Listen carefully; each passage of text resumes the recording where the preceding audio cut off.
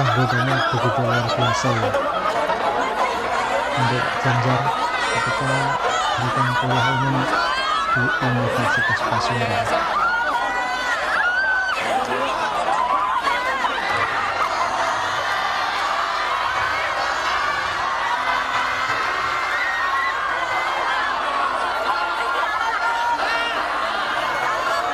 Mahasiswa menyambut Pak Ganjar dengan sangat begitu antusias ya.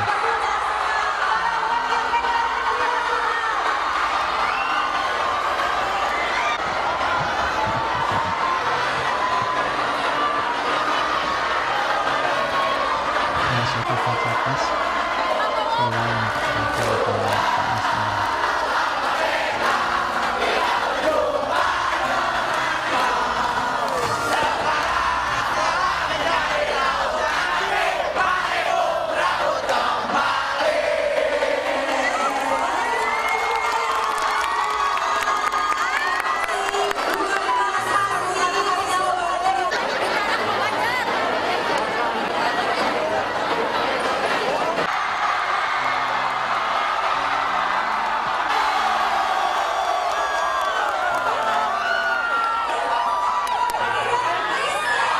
Dan seneng banget soalnya udah lama pengen ketemu Pak Ganjar tapi nggak kesampaian. Akhirnya pas kuliah di Unpas akhirnya ketemu Pak Ganjar.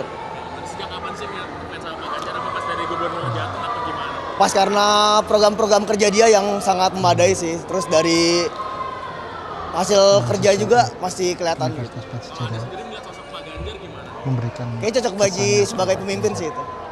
Mungkin pesan untuk Pak Ganjar gimana nih? Semoga untuk kedepannya lebih baik aja sih. Biar kalau misalkan ada masalah-masalah bisa cepat diselesain. Nanti kalau ketemu Pak Ganjar mau ngapain ya? Pengen foto sih sebenarnya, pengen foto sama bikin video gitu. Mungkin ada pesan yang mau disampaikan juga nggak ke Pak Ganjar? Kesana sehat-sehat terus Pak. Hari ini kan dapat kuliah umum dari Pak Ganjar nih, gimana sih perasaannya? Sangat senang sekali ya karena lihat di sosmed kan universitas lain dan alhamdulillah di Universitas Pasundan juga ada Pak Ganjar, jadi excited banget untuk mengikuti kuliah umumnya dari Pak Ganjar. Ade melihat sosok Pak Ganjar gimana sih? Apalagi kan dia sekarang menjadi capres nih dan sebelumnya menjadi Gubernur Jateng. Iya, 2 dekade lagi ya. Aku lebih kayak seneng banget, excited. Jadi Pak Ganjar itu sosok pemimpin yang bisa jadi penerusnya Pak Jokowi karena pemikirannya, terus kayak tindakannya cepat dalam mengelola masalah-masalah yang ada. Nah itu tadi ya sambutan yang begitu luar biasa dari mahasiswa Universitas Pasundan untuk Pak Ganjar Pranowo, salah satu bakal calon presiden Republik Indonesia di Pilpres 2024 nanti. Dari sini kita bisa melihat ya bahwa aura kepemimpinan Pak Ganjar itu sudah sangat terlihat, di mana teman-teman mahasiswa dari Universitas Pasundan itu menyambut beliau begitu hangat dan begitu luar biasa. Dan dari beberapa mahasiswa itu tadi ya yang memberikan kesan tentang sosok Pak Ganjar mengungkapkan kalau Pak Ganjar ini mungkin adalah sosok calon pemimpin yang paling tepat untuk meneruskan atau melanjutkan kepemimpinan Presiden Joko Widodo. Dan Pak Ganjar ini juga dilihat sebagai sosok pemimpin yang responsif ataupun cepat tanggap ketika ada sebuah masalah, dan beliau bisa merumuskan ataupun mencari solusi terbaik untuk menyelesaikan masalah tersebut dengan waktu yang cukup cepat. Dan dari pembicaraan teman-teman mahasiswa tadi ataupun kebanyakan masyarakat ya, kita bisa melihat ataupun selalu mendengar kata-kata melanjutkan ataupun keberlanjutan. Ini artinya apa? Artinya masyarakat melihat di era Pak Jokowi ini sudah on the track, sudah berada di jalur yang tepat, di mana Presiden Jokowi sudah membangun pondasi infrastruktur agar negara kita bisa kuat dan bisa bersaing dengan negara lain. Dan pembangunan itu juga dibangun secara merata, nggak hanya fokus di satu tempat, di mana Presiden Jokowi dengan program Nawacitanya membangun dari pinggiran, membangun dari wilayah-wilayah perbatasan, membangun dari pulau-pulau terluar Indonesia. Artinya yang merasakan pembangunan itu nggak hanya, artinya yang merasakan manfaat atau buah dari pembangunan itu nggak hanya masyarakat di kota-kota besar saja, masyarakat di pedesaan, di wilayah-wilayah terpencil juga merasakan yang namanya pembangunan itu.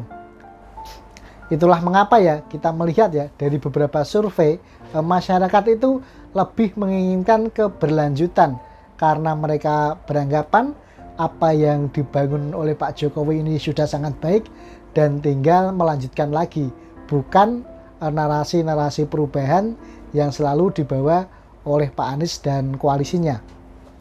Dan dari survei terbaru kita juga melihat ya, dari survei LSI dari JA, di mana Pak Prabowo ada di posisi pertama di angka 39,8, Pak Ganjar di angka 37,9 di posisi kedua, dan Pak Anies di angka 14,5%.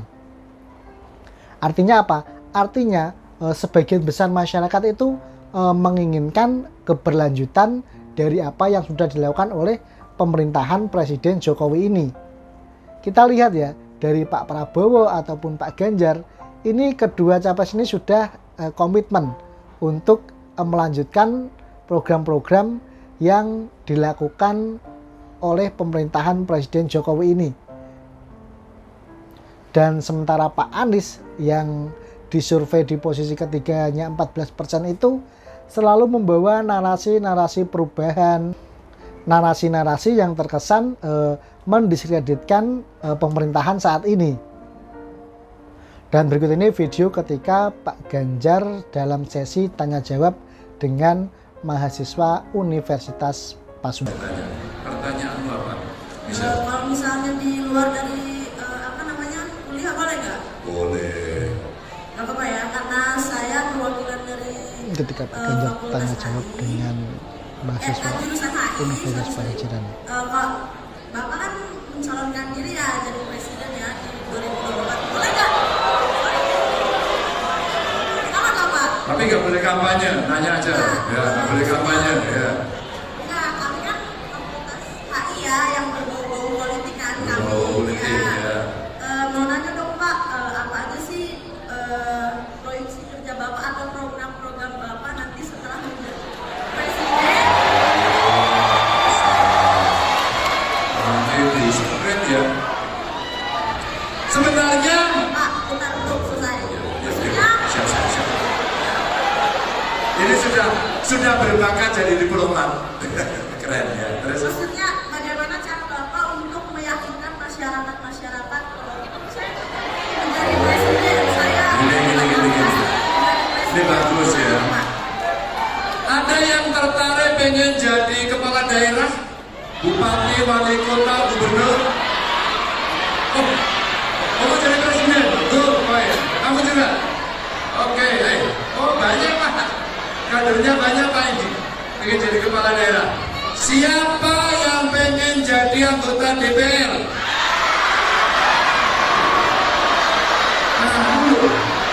Bupati ya, DPR ya. DPR ya. Kalau teman-teman gue itu bagus ya. Hah? Apa? DPR, pengen jadi DPR juga? Boleh. Gak apa-apa, ini malah politik. Saya tidak akan berbicara program pribadi karena ini tidak kampanye, tapi saya ingin memberikan semacam pengalaman.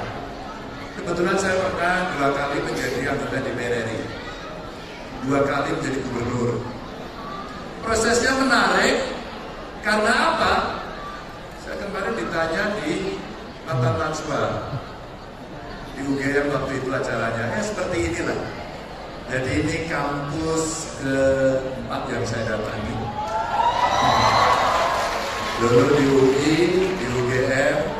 Kebetulan saya bersekolah di 2 perguruan tinggi ini. Terus kemarin ke Universitas Dr. Sutomo dan hari ini ke Pasundan. Tapi yang sama saya ceritakan ini pertanyaan bisa bagus sekali. Lalu apa yang mesti dikerjakan? Enggak muter-muter Sebenarnya di luar bulat-bulat. sana ada harapan banyak sekali dari masyarakat, mahasiswa, petani, nelayan, dan mereka kepingin ada sebuah aspirasi yang dimasukkan untuk menjadi keputusan politik. Maka jalurnya ada eksekutif, ada legislatif.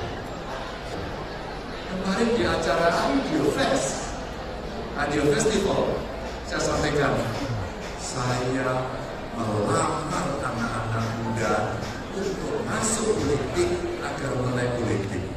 Sehingga keputusan penting apakah itu UKP, apakah itu harga pangan yang mahal, apakah kemudian sistem transportasi kita harus baik, itu adalah keputusan politik. Apakah sekolah bisa inklusi, apakah penyandang disabilitas bisa masuk, apakah orang tidak mampu bisa mendapatkan akses pendidikan, itu keputusan politik. Dapat ini dari HILEK. Maka kalau itu terjadi, anakmu adalah yang akan menentukan nasib bangsa ini, dan itu adalah kalian yang ada di sini. Terima kasih, tepuk tangan untuk teman-teman. Dan